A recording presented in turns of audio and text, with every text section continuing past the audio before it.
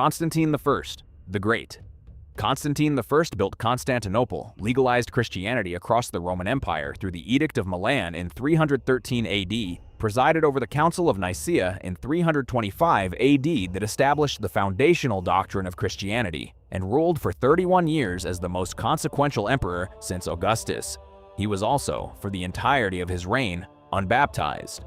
The man who made Christianity the favored religion of the Roman world had not received its central sacrament. The calculation was pragmatic and widely understood at the time. Baptism erased all sin committed before the moment of its reception. An emperor who ran a state that required executions, wars, betrayals, and the elimination of rivals, including his own son Crispus, executed in 326 AD, and his wife Fausta, suffocated in an overheated bath shortly after, had strong reasons to keep his spiritual ledger open as long as possible. He fell ill in 337 AD and traveled to Nicomedia seeking treatment. As his condition worsened, he was baptized on his deathbed by the Bishop Eusebius of Nicomedia. He died on May 22, 337 AD, dressed in white baptismal robes, the traditional garment of the newly cleansed, at approximately 65 years old. He had waited his entire life to receive the sacrament, timing it so that he died in the state of spiritual purity it conferred, maximally covered, with the minimum possible gap between cleansing and death. The Roman Empire he had unified divided among his three sons within weeks of his funeral. His dynasty lasted until 363 AD. The city he built lasted until 1453. The church he shaped is still operating.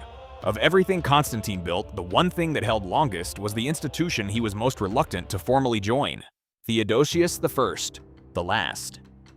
Theodosius I was the last emperor to rule the undivided Roman Empire. Before his death in 395 AD, he divided it between his two sons, Arcadius in the east and Honorius in the west, and the division became permanent. What he achieved in between was the final Christianization of the empire. In 380 AD, he issued the Edict of Thessalonica, making Nicene Christianity the official state religion and all other religious practices illegal. The temples of the old gods were closed. The Olympic Games, which had run continuously since 776 BC, were abolished in 393 AD as a pagan practice. 12 centuries of Greek athletic tradition ended by imperial decree. He died on January 17, 395 AD in Milan of edema, a severe fluid retention condition that had been worsening for months and that modern medical historians have variously attributed to heart failure, liver disease, or the accumulated effects of a physically demanding military career. He was approximately 50 years old. His general Stilicho, who had married his niece, managed the final months of his reign as he weakened. His body was transported back to Constantinople with full state honors. His sons were 17 and 10 years old, respectively. Neither had the capacity to govern the empire their father had spent his reign consolidating. The western half collapsed within 80 years. The eastern half, Byzantium, survived for another 1,058 years. Theodosius had divided the empire intending to ensure its continuation. He produced the conditions for one half to fall and the other to become something entirely new: Justinian I. Justinian I ruled the Byzantine Empire from 527 to 565 AD, 38 years that produced more lasting legal and architectural achievements than any other reign in Byzantine history. He commissioned the Hagia Sophia, completed in 537 AD, which remained the largest cathedral in the world for nearly 1,000 years. He compiled the Corpus Juris Civilis, the codification of Roman law that became the foundation of legal systems across Europe and is still studied in law schools today. He reconquered North Africa, Italy, and parts of Spain, temporarily restoring something resembling the old Western Empire.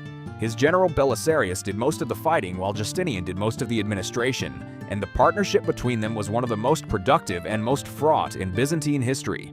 He died on November 14, 565 AD at approximately 83 years old, of natural causes.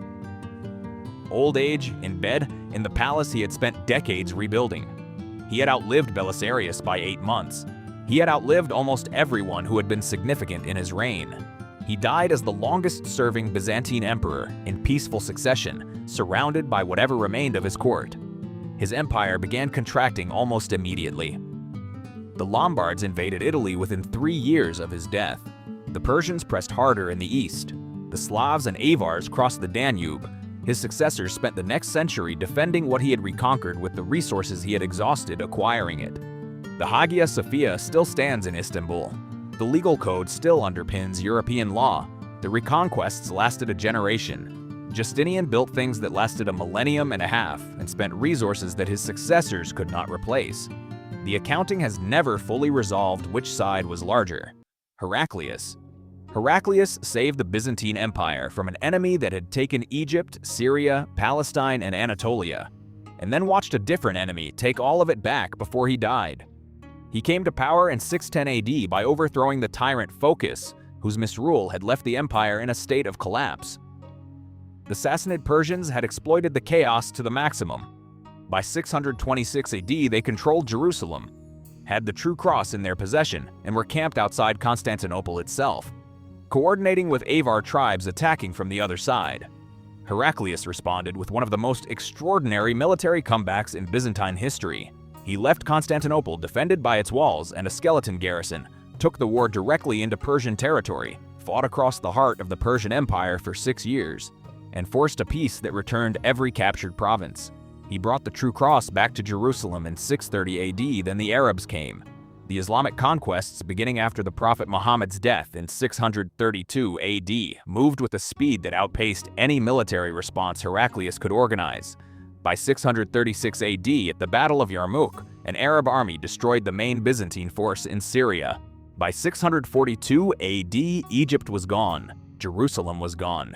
Everything he had spent a decade recovering from Persia was taken by a new power that had barely existed when he retook it. He died on February 11, 641 AD of edema so severe that his body had swollen with retained fluid. His legs and abdomen were grotesquely enlarged. He was approximately 66 years old. The chronicle sources describe his final months as physically humiliating. Unable to control his bodily functions, attended constantly, reduced from the emperor who had led armies across Persia to a man who could not leave his bed. He had won the greatest victory of his reign and watched its entire strategic value evaporate within a decade in a direction no one had anticipated. He died watching Egypt fall. He had fought across 3 continents to hold an empire together and died as it was taken apart again from a direction he had not defended against. Basil II, Bulgar. Basil II is called Bulgar, the Bulgar Slayer. He earned the name in 1014 when he captured approximately 15,000 Bulgarian soldiers after the Battle of Claudion and blinded them. Not all of them. He left one eye to one man in every 100, so that man could lead the rest home. Tsar Samuel of Bulgaria saw his army return, a column of thousands of sightless men moving through his territory, and died of a heart attack 2 days later, according to the Byzantine chronicles. Basil considered the results satisfactory. He had spent the first 20 years of his reign fighting to secure his own throne against internal rebels who were more powerful than he was. He came to power as a teenager, was effectively controlled by court officials for years, and then in the 990s took direct command and began a systematic campaign to break the military aristocracy that had been governing in his name. He broke it. He then turned outward. Bulgaria fell to him in 1018 after decades of war. Georgia and Armenia were absorbed. The empire reached its greatest territorial extent since Justinian. He died on December 15, 1025, at approximately 67 years old in Constantinople while preparing a campaign to reconquer Sicily from the Arabs. He had no children. He had been so focused on the empire that he had not married. He had lived in military camps for decades. He was frugal to the point of eccentricity. Contemporary accounts note, he dressed simply and ate without ceremony. He had accumulated a treasury of approximately 200,000 pounds of gold through a combination of military victory and confiscation from the aristocrats he had broken. He left it all to his brother Constantine VIII, a man who had spent his career at court parties while Basil was on campaign. Constantine VIII died 3 years later. His successors depleted the treasury, lost the military reforms, and allowed the Seljuk Turks to defeat the Byzantine army at Manzikert in 1071. The battle that opened Anatolia to permanent Turkish settlement and began the irreversible contraction of Byzantine territory. Basil spent 50 years building the empire to its peak. His brother spent 3 years doing nothing with it, and the men who came after lost everything in 46 more. Nikephoros II Phokas. Nikephoros II Phokas was called the Pale Death of the Saracens by his own soldiers, a title earned by 20 years of campaigns that recaptured Crete, Cilicia, Cyprus, and parts of Syria from Arab control and pushed Byzantine power to its furthest eastern extent in centuries. He was a military commander first and an emperor second, and the distinction created every problem that eventually killed him. He became emperor in 963 AD by marrying the widowed empress Theophano, a politically necessary arrangement that gave him access to the throne through her sons, the legitimate heirs. He lived like a soldier in the palace, slept on the floor, ate simply, wore a hair shirt under his imperial robes. He was pious, austere, and entirely unsuited to the political requirements of court life. He insulted foreign ambassadors. He alienated the church with legislation that restricted the founding of new monasteries. He taxed the military aristocracy. He dismissed his best general John Tzimiskes from command after Tzimiskes captured Antioch without imperial permission. He did not know, or perhaps did not think to check, that Tzimiskes and Theophano were having an affair. On the night of December 10th to 11th, 969 AD, Theophano left the bedchamber door unlocked. Tzimiskes and his co-conspirators climbed into the palace from the outside. They found Nikephoros asleep on the floor. He had abandoned the imperial bed for the ascetic's mat years ago. According to the About History account drawing on contemporary chronicles, John grabbed his beard and they beat him with sword hilts until his teeth fell out. Tzimiskes pushed his foot onto Nikephoros' chest, swung his sword, and split his skull. Others stabbed him from behind. His body lay under the open sky for a day. Then it was placed in a wooden box and buried at midnight in secret. He had reconquered half the eastern Mediterranean and died on his bedroom floor with his teeth knocked out. John Tzimiskes married Theophano, or rather, was prevented from marrying her by the church patriarch, who insisted Theophano be exiled first. He exiled her. He married someone else. He then died in 976 AD, probably poisoned by his chief minister. The woman who had arranged the assassination of one emperor outlived the man who had arranged the same assassination with her, exiled and stripped of everything she had traded her husband for. Michael III, the Drunkard. Michael III is remembered primarily for two things: his nickname, the Drunkard, and the man he elevated from peasant obscurity to the imperial throne. He came to power as a child in 842 AD under the regency of his mother Theodora, who oversaw the final restoration of icon veneration and earned canonization for it. When he took personal power in his early teens, the direction changed. He spent his reign drinking, racing horses in the hippodrome, and staging elaborate mock-religious ceremonies with his drinking companions as a form of blasphemous entertainment, dressing as the Patriarch of Constantinople and conducting parodies of church services, which the actual patriarch found neither amusing nor appropriate. He conducted military campaigns with intermittent success, benefiting from capable generals he appointed and then periodically neglected. He ignored governance for the pleasures available to a young man with unlimited resources and no meaningful constraints. Basil the Macedonian was a peasant from Thrace who had come to Constantinople with nothing. Michael encountered him, was charmed by him, and promoted him with accelerating speed.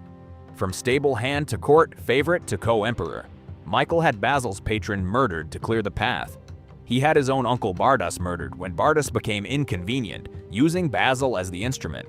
He made Basil co-emperor in 866 AD. Then he began replacing Basil with a new favorite, a man named Basiliacanos. Basil made his decision. On September 23, 867 AD, Michael was asleep in his chambers after a night of drinking. The palace account records that someone had removed the bolts from the bedchamber doors to prevent Michael from locking them, either by Michael's own careless servants or by Basil's prior arrangement. Basil and his conspirators entered. Michael, waking, tried to grab the door handles, found them smooth and unlatched. The conspirators cut off his hands. Then, they killed him. He was 27 years old. Basil the Macedonian, the peasant he had elevated, became Basil I, founder of the Macedonian dynasty that produced Basil the Bulgar slayer. The drunkard who had made him possible was buried without ceremony. His dynasty had lasted 4 generations and ended in a bedroom with the door handles removed. Andronikos I Komnenos. Andronikos I Komnenos spent his early life as the most scandalous figure in the Byzantine court, seducing the niece of Emperor Manuel I, fleeing to the enemy Armenians, returning, being forgiven, seducing the Princess of Antioch, fleeing to the Armenians again, then to the King of Jerusalem, then to the Prince of Kiev, accumulating a trail of outraged relatives and entertained chroniclers across the Byzantine world. He was charming, physically imposing, and entirely without concern for the consequences of his behavior.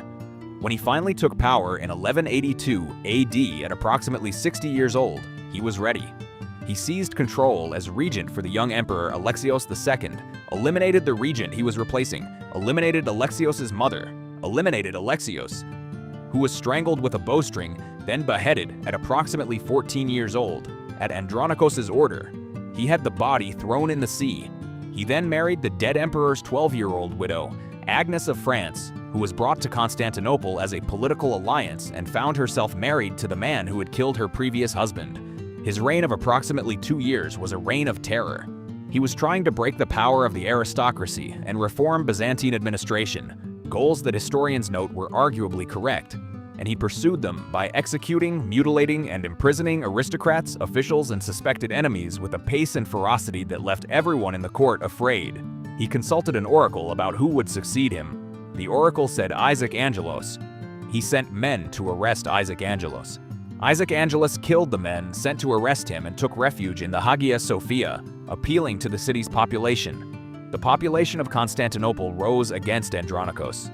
He fled. He was captured. What followed, according to the medium account drawing on the history inquiry, his beard was torn out, his teeth pulled, and his head shaved as citizens of Constantinople took turns beating him. His mistresses participated. One poured boiling water on his face. His right arm was cut off with an axe. He was placed on a camel and paraded through the streets. After 3 days of this, he was taken to the hippodrome and hung between 2 pillars. The crowd tore his body apart. His bones remained unburied for years. He had spent his entire life escaping the consequences of his behavior. He ran out of places to escape to in the streets of Constantinople 3 days before he died, with one arm and boiling water on his face. Zeno.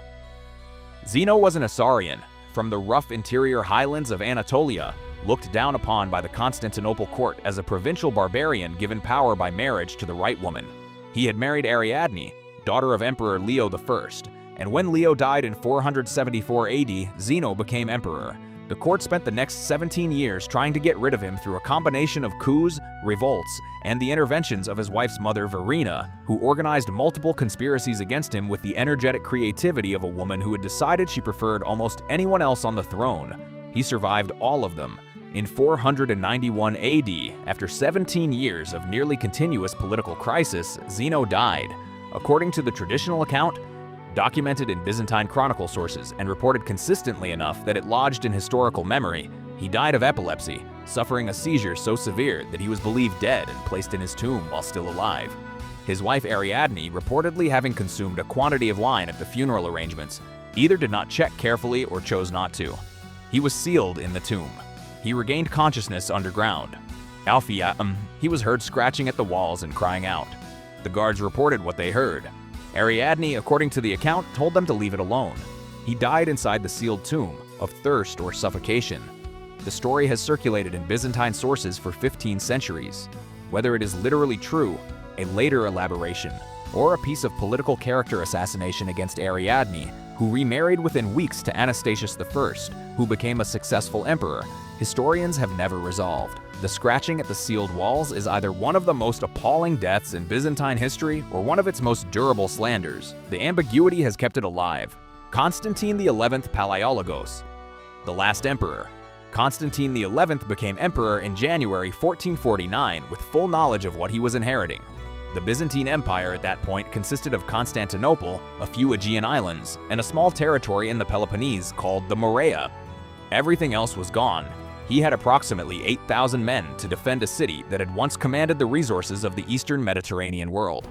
Mehmed II began his siege in April 1453, with an army estimated at 100,000 to 150,000 men, backed by the largest artillery pieces that had yet been constructed, including the Basilica cannon, which fired stone balls weighing over 500 kilograms. The walls of Constantinople, which had held for 1,000 years, had been designed for a different era of warfare. The cannon changed the mathematics. Constantine had sent to the west for help. The west sent a small Venetian and Genoese contingent and promises of more that did not arrive. He had the chains stretched across the Golden Horn to block the Ottoman fleet. Mehmed had his ships dragged overland on wooden rollers around the chain, relaunched inside the harbor. Constantine had the walls manned continuously for 6 weeks. On the night of May 28th, he went to the Hagia Sophia for a final liturgy, took communion, and said goodbye to the court officials, the foreign officers, and his household. He asked forgiveness from everyone he had ever wronged. Then he went to the walls. In the early hours of May 29, 1453, the Ottoman forces breached the walls in several places simultaneously. According to the medium account drawing on historical sources, when Constantine realized the walls were taken, he tore off his imperial regalia. He said reportedly, "God forbid that I should live as an emperor without an empire. As my city falls, I will fall with it." He charged into the fighting. He was not seen again. His body was never definitively identified.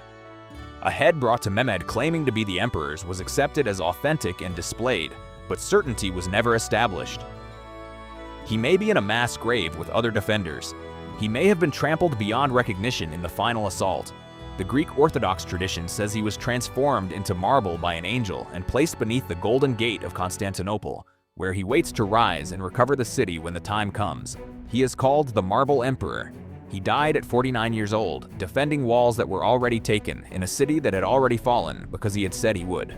The Eastern Roman Empire, which had traced its origin to Augustus and had stood in some form for 1,500 years, ended in a street fight in the early morning of May 29, 1453. The last man to hold the title died in it, and no one saw him fall. If you want to see more, click the video on screen now.